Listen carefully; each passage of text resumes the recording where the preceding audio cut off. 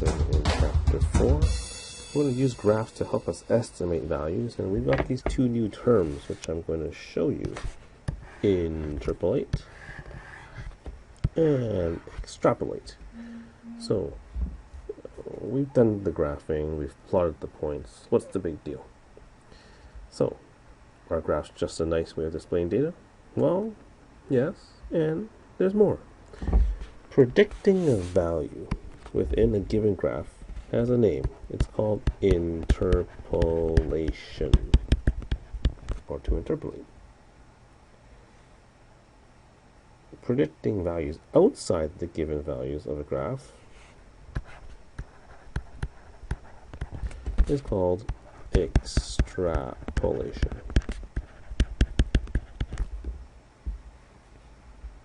Okay, so knowing those terms, let's try example number 1. Here's a graph. Notice I only give you a small portion of the graph, and I'm going to ask you now to determine the y value for each value of x. So when x equals to 2, once again we start at the origin, we're going 2 to the right, and I want you to tell me where is the y value on this graph. So here's 2, we'll go up, we're looking at this particular point here, so the y value, we look at the axes, I think the y value is just equal to 2. Okay. For the next one, x equals to 8, so we'll start at the origin, we'll go to 8, so 4, 5, 6, 7, 8, here's 8. And if I look up 8, I'm like, where's the graph, where's the graph, where's the graph? So I have to extend it. Okay. And I hope you can now see that it seems to be right here, and then I'll look back over here to find out the y value. That's 2, 3, 4, this must be 5. So y equals to 5. Last one, when x equals negative 6, starting at 0, going 6 to the left, that's 4, 5, 6, negative 6. Notice once again I'm going to have to extend my graph. And now I can see that there's the point. And look back at where it is on the y-axis, the answer is negative 2.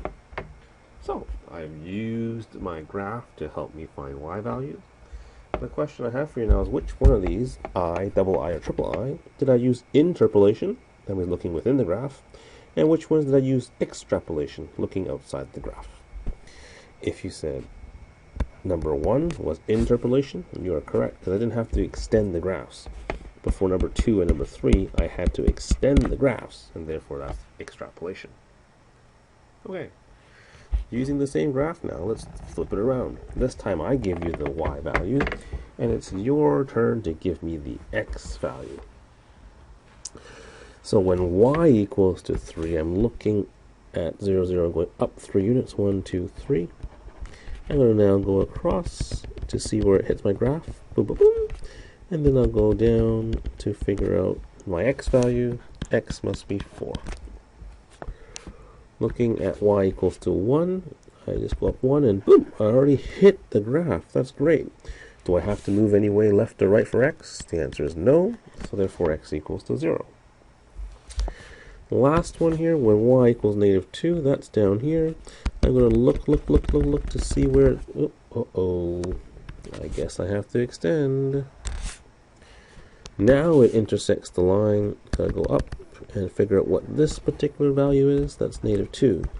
This must be negative 4, so this must be negative 6. So x equals to negative 6. Once again, which ones did I look inside the graph, didn't have to extend? That would be the interpolation. That would be number 1 and 2. And which one was extrapolation? Yeah, that's right. It's the one I had to extend the graph. That is number 3. Alright, so I hope you're familiar with these terms, interpolation, extrapolation. Right now these questions are pretty simple and kind of boring, so what's the point? Well, turn the page. Now we can apply this idea of interpolation and extrapolation. So now this is a bit more interesting. I've got a graph that shows the cost of long distance charges with the time for the call.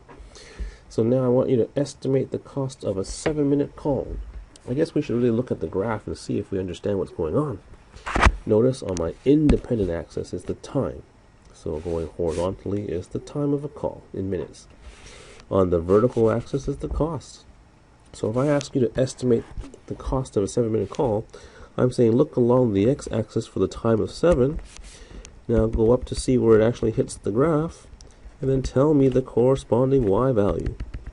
It looks like it's a little bit more than 50 cents. This looks like 50, 60, 70, 80, 90, $1. So I'd say approximately probably 55 cents for a 7-minute call. Interpolation or extrapolation? Did I have to extend or look outside the graph? No. So this must be an interpolation. And I can just say why? Because I looked within the graph for my answer. I didn't have to extend. Okay, the cost of a call was $1. Alright, so now let's take a look. The cost, so I gave you the y value this time. It's $1 right here. So let's see where it connects the graph, and I'm like, uh-oh, it doesn't. So I better start extending the graph. And I'll say it approximately looks like we intersect right about there. So I will now drop down and ask myself, if that 7, 8, 9, 10, it's 11, 12, 13, I guess that would be 14 minutes. Okay. And then the cost of a call was $1.50. So this time I'm looking at $1.50. So there's $1. Ooh, then I extend even more. $1.10, 20, 30, 40, 50. That's right here. Woo! So if I were to extend all the way out here, whoa, this is getting kind of scary out here. I'd predicted that particular point right there. And if I drop down, oops, I should use the proper colors. Erase too much. If I now drop down to see where it lands on my x-axis, that was 14, right? 15, 16, 17, 18, 19, 20. How about 21 minutes? So it's an estimate because I'm not really sure, but it's pretty close enough. I'll say 21 minutes. Okay. So example number 3 talks about maximum speed of production cars and how it's changed over time. So notice in the 1920s, the production speed or the maximum speed of cars were only about 150, 60 kilometers an hour. Now most cars can do that no problem. But notice as the years progressed, car manufacturers made advances. And over here, this is like the 1990s. So in 1990, it looked like the top speed of a car was close to 400 kilometers. So, using this graph now, can you answer the 3 questions below? Okay, it's pretty much the same thing as example number 2. So I'm going to get you to try on your own. And then I will do the answers here. And then you come back and double check. Sound like a plan? Go for it. The maximum speed of a production car in 1960. Here's 1960. Oh, there's that dot there. So I'd say approximately 300 kilometers per hour. Interpolation or extrapolation? You know this is interpolation. You didn't have to extend the graph.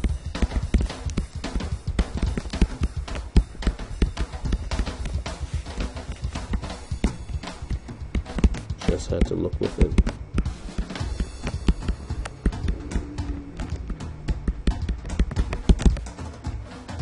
Maximum speed for a car in 2010. I guess I should extend the graph. Here's 2020, here's probably 2010, so let me look. I'd say probably close to 450 kilometers. If you're close, that's good. It says predict when the maximum speed will reach 500. Yikes. 500 would be way out here. And I'm way off the charts. I have no idea. Maybe in a few years after that, I'm not too sure. 20, I don't know. 2020 perhaps? So in any case, you're going to have to go off the charts here. Maybe 2020, I'll say. But what assumption are you making? Because really, you have no idea, right? But you're assuming that the relation, so you're still assuming the relationship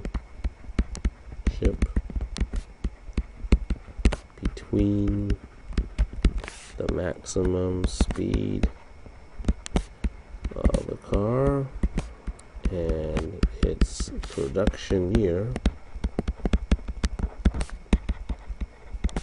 stays linear. Because if it's not in this line, then really our prediction is bunk. It doesn't work at all. Okay. That's it with the idea of interpolation, extrapolation. Come back to class and try some more problems with me.